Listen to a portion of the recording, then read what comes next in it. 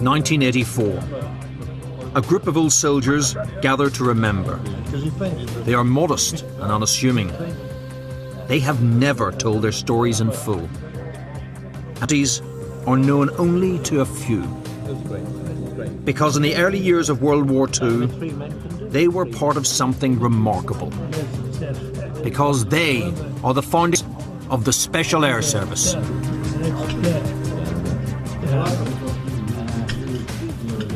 The SAS was 1941 by a young Scots Guards officer, David Stirling. Most military historians believe that Stirling and the people with him in Day One, the Originals, died without ever putting their on record. They're wrong. Film roll 42, 53, take one. At that dinner over 20 years ago, Stirling and those Originals fit enough to travel told their story for the first time. Ever since, those Cheers to the Colonel. Colonel David. Yep.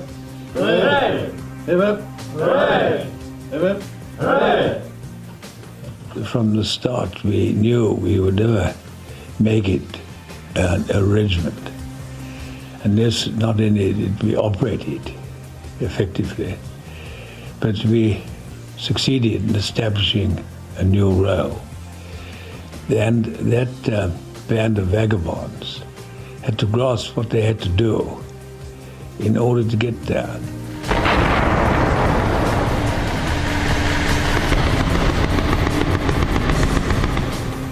There is almost no visual record of what the Originals did. We have recreated their stories based on the precise given by the Originals themselves, and the man they always call Colonel David, no matter rank, captain or major, at various parts of their story. To create an organisation like the SAS takes a very special sort of man. One was certainly not of the normal mould. David Stirling was born into the Scottish aristocracy in 1915. This statue, above the family home close to Dunblane, was raised by members of the SAS. When he's still a small, mother asks him what he'll do in life that people will remember him by. The early signs aren't good. He's sent on from Cambridge for drinking and gambling. The Alps, then the American Rockies. His aim, to be the first man to climb Everest.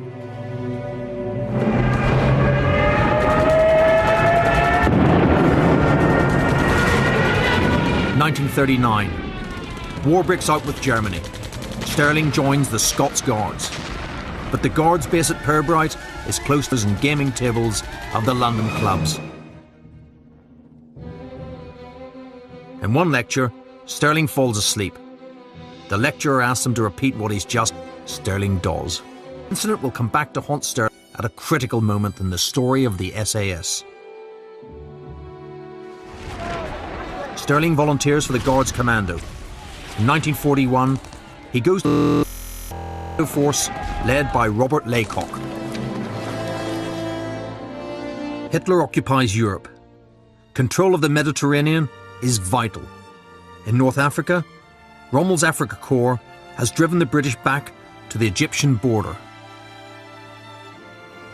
British commando operations are cancelled. It's frustrating, but it's also the beginning of an amazing story.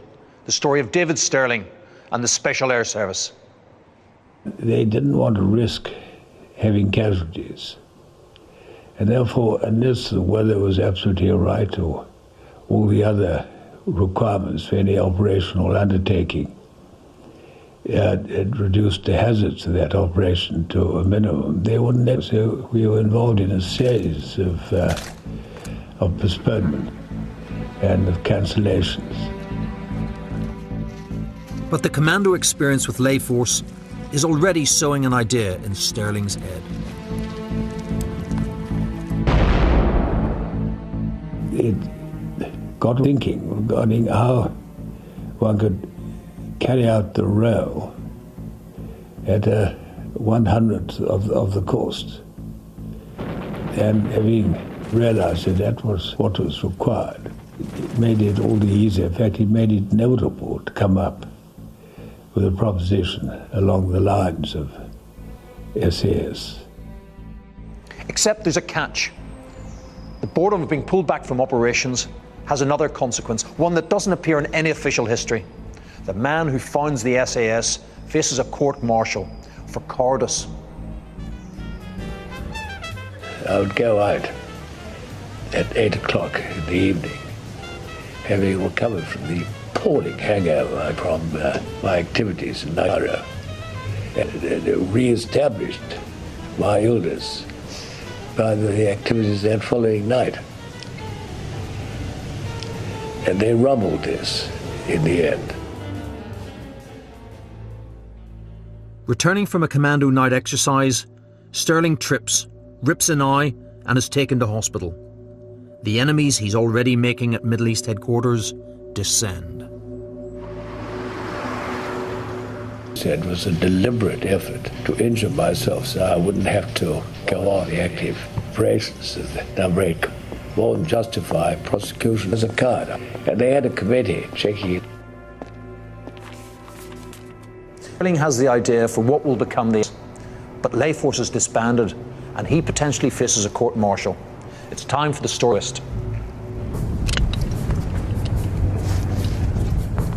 Stirling, another Guards officer, Jock Lewis, organised an unofficial parachute drop with a shipment of parachutes which should have gone to India. Like Stirling, Lewis isn't a career soldier. He's a former president of the Oxford University Rowing Club. Like Stirling, he's also thinking about small-scale raiding groups. Exercise goes wrong. Stirling's chute catches in the tailplane and is ripped open. He's almost killed. We kept, fortunately, the canopy avoid, but obviously let a lot more air through, so I descended a good deal than my companions. In fact, Stirling's lucky to survive. He hits the ground hard and he's blinded. And whilst he recovers his sight fairly quickly, his legs are paralysed. It looks like the end for Stirling the soldier and for his idea of an SAS.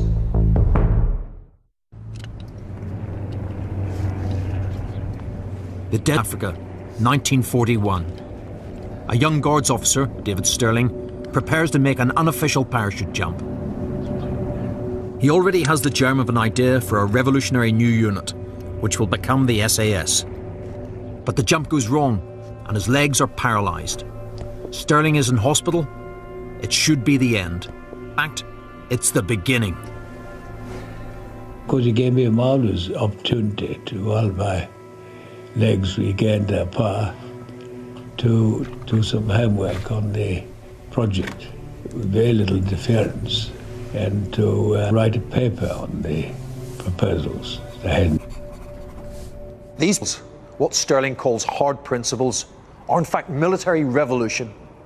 Others will refine them, but they're the very essence of modern special forces. What today we call unconventional, the very heart of the SAS. Well, it had to be regarded as a new type of force to extract the very maximum out of surprise and guile. We never put a unit in acquiring defense while it undertook its mission. We have obviously access to intelligence, because without that we wouldn't be able to determine the correct priority and targets. As we were going to develop methods and techniques which were new in army terms, therefore we'd have to have a special status of our own. Stirling's targets will also be different. His new units will be strategic, deep behind the lines, at ports. Core of Stirling's idea is essentially a numbers game. Where the commandos send 600 men, Stirling's revolution is to do it with just 4. One entire commando of 600 men or so probably couldn't then tackling more than perhaps 2 landing grounds on the same night. Then more than 3/4 of the force would be taken up with defending those who were actually operating. We preferred for every subunit of 4 or 5 men tackle a full target area their own. And if they failed, it was more than compensated by the fact that with 60 men we could attack up to 20 targets on the same night. There are also psychological reasons for having units of just 4 men. When we decided that the 4-man module number, it was psychologically easier to make them all interdependent. So we had 4 pairs of ears which were listening and 4 pairs of... Their targets will be along the coastal strip of North Africa where the war is fought, between the sea and the desert. Tobruk, Gazala, Benghazi, hundreds of miles behind enemy lines. German paratroopers have just seized the island of Crete. British generals want their own parachute unit. The politically astute Stirling gives them what they want. His new force will parachute in. And he links his proposal to an actual Allied. On the next Allied offensive, his men will parachute behind the lines, take out the superiority. Stirling even has a name for his revolutionary new unit. Mainly from the fact that I was anxious to get the full cooperation of a very individual called Dudley Clark.